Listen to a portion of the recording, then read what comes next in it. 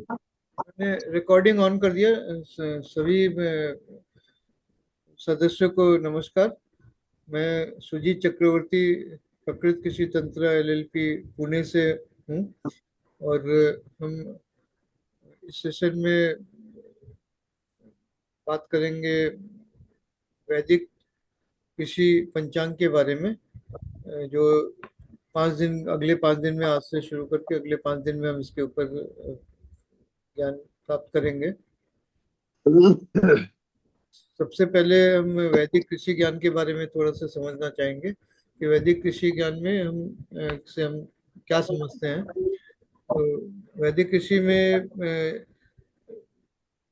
ब्रह्मांड को एक कंप्लीट सिस्टम माना गया है, और ब्रह्मांड के ही अंदर हम एक सौर मंडल में पृथ्वी के ऊपर हम एक हमारा कृषि हम करते हैं। लेकिन हमारे पृथ्वी के ऊपर पूरे ब्रह्मांड के जो विभिन्न ग्रह नक्षत्र तारे वगैरह जो भी हैं, उन सबका एक असर पड़ता है। और उसके अनुसार हमको अगर हम समझ के चीजें करें तो हमारे कार्य काफी सफल हो सकते हैं। प्रकृति का अनुसरण सर्वप्रथम स्वयं के दैनिक दिनचर्या से प्रारंभ होना चाहिए। तो हम अगर ये समझें कि हमारा दैनिक दिनचर्या जो है, उसके लिए एक तो घड़ी जो हम जिससे टाइम देखते हैं, वो घड़ी है। लेकिन एक बायोलॉजिकल घड़ी होती है जिसको हम जैविक घड़ी भी समझ सकते हैं। उसके अंदर भी इसी तरीके से 12 घंटे और दिन और रात होते हैं। तो इसमें इस घड़ी में अगर हम देखें तो इस घड़ी से हम समझ सकते हैं कि किस समय, दिन के या रात के किस समय में, किस घंटे में या किस भाग में, किस प्रहर में हमारे शरीर का कौन सा भाग कार्य करता है और किस तरह का कार्य करता है। जो भाग है उस भाग का जो कार्य होता है वो होता है। तो उसके हिसाब से अगर हम इसको समझे तो हमको ये पता होना चाहिए कि जब हमारे उदाहरण के लिए अगर हम ले तो पेट की बात करें, तो पेट जो है हमारे भोजन के लिए है। भोजन को जो हम खाते हैं तो उसको पाचन करने का काम करता है। तो यहाँ पे आप देखिए कि 7 बजे से 9 बजे के बीच में पेट का समय दिखाया गया है। इसका मतलब ये कि हमको भोजन जो है, सुबह का भोजन इस समय में कर लेना चाहिए। इसी तरीके से रात्रि भोजन भी इस समय में कर लेना चाहिए, 7 से 9 बजे के बीच में। ये इस तरीके से एक उदाहरण के तौर पे है। ये एक बहुत विस्तार का एक विषय है। यहाँ पे हम केवल इसको दिखाने की कोशिश करें कि जैविक घड़ी किस तरीके से होता है। अ, रिकॉर्डिंग ऑन कर दिया। इसके बाद वैदिक सिद्धांत में सबसे महत्वपूर्ण जो बात होती है वो ये है कि वसुधैव कुटुंबकम की बात होती है। तो वसुधैव कुटुंबकम को हम सुनते तो बहुत है, लेकिन उसको समझना भी जरूरी है। तो वसुधैव कुटुंबकम में वसुधा के ऊपर, भूमि के ऊपर, पृथ्वी के ऊपर जितने भी जीव जंतु हैं और हमारे इकोसिस्टम में, हमारे पर्यावरण में जो भी वनस्पति और जीव हैं, हमारा संबंध सभी से है, प्रत्यक्ष रूप से या परोक्ष रूप से। तो उस संबंध को हम कैसे निभा सकते हैं, उसका एक यहाँ पे सिद्धांत बताने की कोशिश की गई है। तो नंबर 1 पे अगर हम देखें तो हम उसको कृषि के किसान के दृष्टि से अगर देखें, समझने की कोशिश करें, तो जमीन का को जब जमीन पे उगाते हैं, फसल का जमीन से 4 अंगुल ऊपर तक का जो भाग है भूमि के लिए छोड़ दिया जाता है। क्योंकि जब हम फसल काटते हैं तो बिल्कुल जी जैसे धान गेहूं वगैरह की फसल की बात करें तो उसको थोड़ा सा छोड़ के फिर काट दिया जाता है। जो रखा जाता है वो जो भूमि के लिए छोड़ दिया जाता है।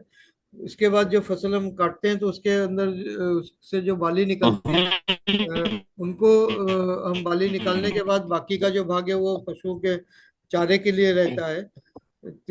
इसके बाद जो फसल की बाली निकलती है उसमें से जब हम निकालते हैं, दाने निकालते हैं, बीज निकालते हैं, तो सबसे पहले कुछ दानों को, कुछ बीजों को हम अग्नि को समर्पित करते हैं। यहाँ पे हम अगर ये समझें कि किस तरीके से अग्नि को समर्पित करते हैं, तो उसका एक उदाहरण ले सकते हैं कि जैसे हम ये अग्निहोत्र करते हैं। तो उसके उदाहरण से आप इस चीज को समझ सकते हैं। इसके बाद बाली से जब अन्न का दाना निकाल लेते हैं तो उसमें से पहला जो है पक्षियों को समर्पित किया जाता है, दाना पक्षियों के लिए। फिर उससे जब आटा हम बनाते हैं तो समर्पित किया जाता है चींटियों को जो भूमि के नीचे रहते हैं। फिर जो बचता है उस आटे की गोली बनाते हैं, मछलियों को खिलाते हैं जो जल में रहते हैं। फिर आटे की गोली बनाने के बाद आटे को गूंथने के बाद उससे जो रोटी बनती है वो गोमाता को समर्पित किया जाता है। फिर उसकी रोटी जब हम अपने लिए भोजन बनाते हैं तो पहले घर में बुजुर्गों को परोसा जाता है। बुजुर्गों को परोसने के बाद फिर हम परिवार के साथ बैठ के जो बाकी सदस्य हैं, वो एक साथ भोजन करते हैं। फिर जो बच जाता है उस भोजन को हम जो हमारे घर की रखवाली करने वाला जो प्राणी है, श्वान संस्कृत में या हिंदी में कुत्ता बोलते हैं, उसको दिया जाता है। तो इस प्रकार हमारे पर्यावरण में, हमारे इकोलॉजी सिस्टम में जो भी प्राणी है अलग अलग, उन सबको हम एक साथ से लेके चलते हैं और उनके साथ हम शेयर करते हैं। तो ये वसुधैव कुटुंबकम की जो भावना है उसको हम ये कह सकते हैं जियो और जीने दो की जो का जो सिद्धांत है उसको ही हम इसमें लेके चलते हैं। और अन्न भोजन जो का किसी प्रकार का अपशिष्ट नहीं हो, इसका भी ध्यान रखा जाता है, क्योंकि हर भाग जो है इस्तेमाल किया जा सकता है इस तरीके से। वैदिक कृषि में हम चंद्र को ये करते हैं, चंद्र को हम चंद्र के अनुसार कार्य करते हैं। और चंद्र के अनुसार कार्य करते समय कृषि कार्य करने से रोगों कीटों के प्रादुर्भाव में कमी होती है। इसको कैसे होती है इसको हम समझेंगे आगे के सेशन में। साथ ही उच्च गुणवत्ता और अधिक उत्पादन मिलता है, जिससे आय में वृद्धि होना स्वाभाविक है। और ये पद्धति जो है, अगर हम इसको अच्छी तरह से समझ लेते तो ऐसा नहीं कि केवल जैविक कृषि में ही, रासायनिक कृषक भी इसको अगर इस उपयोग में लाते हैं इस सिद्धांत को समझ के, तो उनको भी इसका लाभ मिलता है, मिल सकता है। यहाँ पे हम थोड़ा सा ब्रीफली आपको बता दें कि इसके आधार जो है वो बता दें कि जो हमारे हिंदी में भारतीय अनुसार कैलेंडर के अनुसार जो मास होता है उसमें दो पक्ष होते हैं, शुक्ल पक्ष और कृष्ण पक्ष। शुक्ल पक्ष में प्रतिपदा से चतुर्दशी तक 14 दिन, और उसके बाद पूर्णिमा होता है 15 दिन, इस तरीके से। और कृष्ण पक्ष में प्रतिपदा से चतुर्दशी तक 14 दिन, और इसके बाद एक दिन अमावस्या का 15 दिन होता है। 12 राशि होते हैं जिनमें 4 तत्वों में विभाजित किया गया है। 4 तत्व कौन से हैं? अग्नि है, भूमि है, गगन है, और नीर है, जल है। तो ये 4 राशियों में किया गया। इसको विस्तार में हम समझेंगे। यहाँ पे 9 ग्रह हैं। 7 ग्रह जो हमारे सौर मंडल के हैं, और 2 ग्रह जो अदृश्य हैं, राहु और केतु। इनका मतलब क्या होता है उसको भी हम समझेंगे। इसके अलावा साथ साथ 27 नक्षत्र होते हैं। तो इस प्रकार जो ये पूरा जो पंचांग का जो सिद्धांत है, ये 27 नक्षत्रों, 12 राशि और 9 ग्रहों के ऊपर आधारित होता है। इनके गोचर, इनका जो ऊर्जा होती है जो पृथ्वी पर पड़ती है, सभी वस्तुओं पर पड़ती है, जीवित और निर्जीव वस्तुओं पर पड़ती है। लेकिन यहाँ पे हम विशेषता समझने की कोशिश करेंगे, हमारे वनस्पतियों पर इसका प्रभाव किस प्रकार पड़ता है। नक्षत्र जो है वो प्रतिदिन बदलते हैं।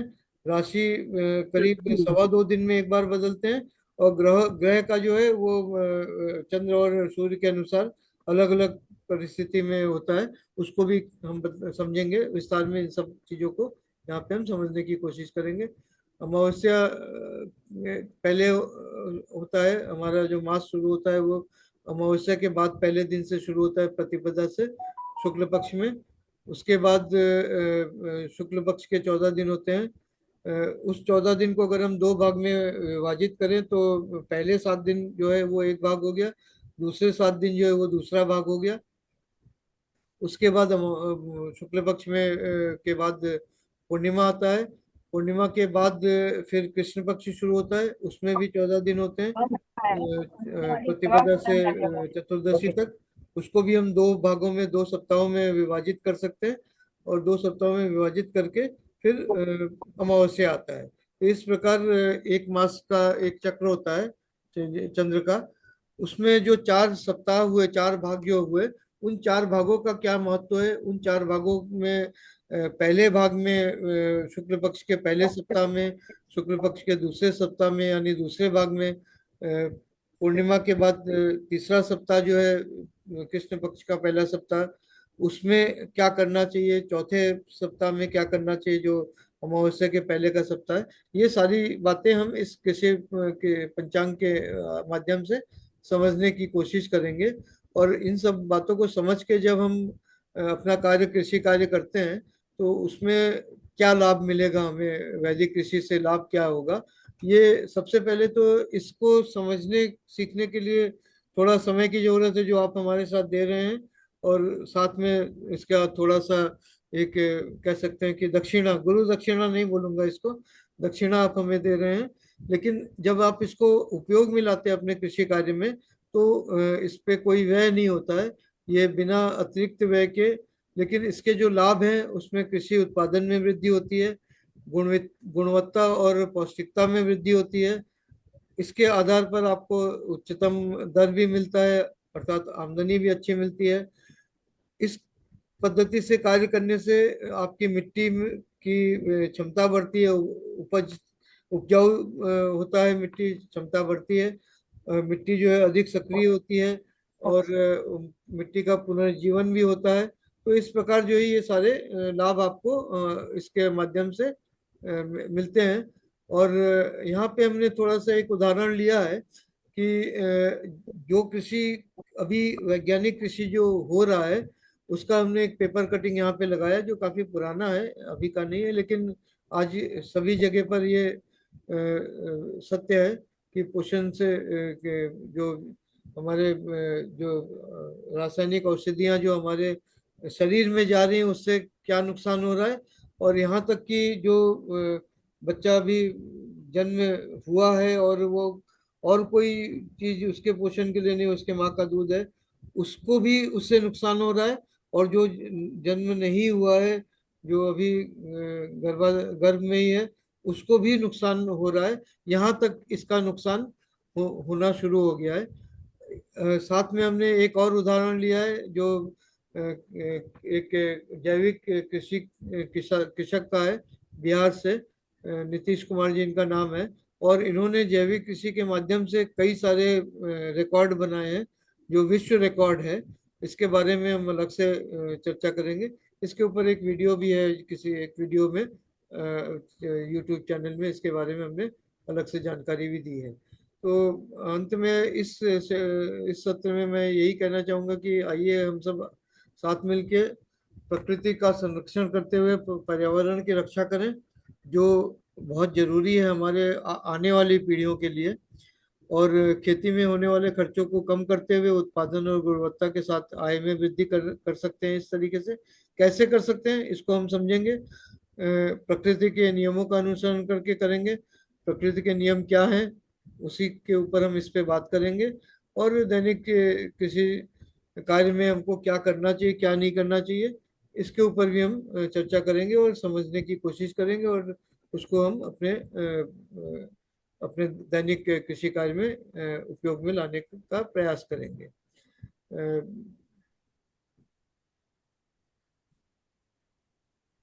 धन्यवाद। अभी थोड़ा सा समय हमारे पास है, मैं समझता हूँ कि जो इसके बाद और कोई अभी जुड़ नहीं पाए हैं, तो इस सेशन में इसके ऊपर अगर कोई चर्चा करनी है, कुछ प्रश्न है, तो हम इस पे बात कर सकते हैं। हमारे पास थोड़ा सा समय है, 2-2.5 मिनट का समय है।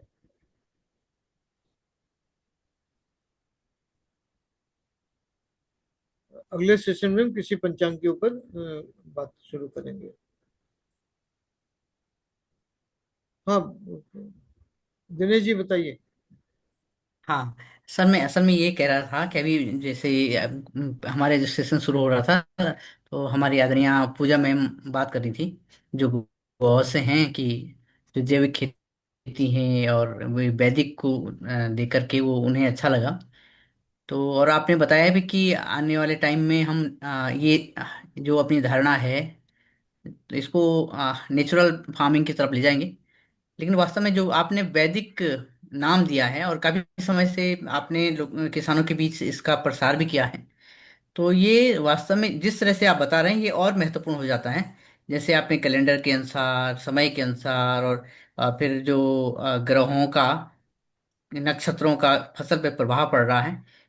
आज के दिन में वैसे तो ये थोड़ा अजीब सा लगता है, लेकिन वास्तव में अगर देखा जाए तो हम जब केमिकल्स की, जहर की, पॉइजन की दुनिया से आगे बढ़ते हैं तो हमें रास्ता शायद यही चीज, हम मैं मेरे ख्याल से ये जो वैदिक कृषि है और वैदिक कृषि की ये सूत्र जो आप बता रहे हैं, ये हमें वास्तविक जो हमारे हमारे रूट्स हैं, तो वैदिक रूट्स की तरफ और वास्तविक खेती की रूट्स तरफ ले जाएंगे, मुझे तो ऐसा लग रहा है जी। धन्यवाद। ये दिनेश जी ने बिल्कुल सही कहा है। और मेरा ये प्रयास मैं क्यों कर रहा हूँ, मैं इसका बहुत छोटा सा उद्देश्य ये है कि कुत्रा हमारी खाल्ला बारा वाटी म्हणते. कुत्रा खाल्ला नाही बारा वाटी होतं. किशोर किशोर जी कुछ कहना चाह रहे हैं? मैं ये कह रहा था कि मेरा ये प्रयास जो है ये बहुत छोटे से उद्देश्य के ऊपर आधारित है। और वो ये है कि हमारी पीढ़ी जो है इस पीढ़ी तक इसके बारे में हमको थोड़ा सा जानकारी समझ है, या हम इसको अगर हम हमारी पीढ़ी इसको आगे नहीं बढ़ा सकी, तो मैं समझता हूँ कि आने वाली पीढ़ी जो है अगले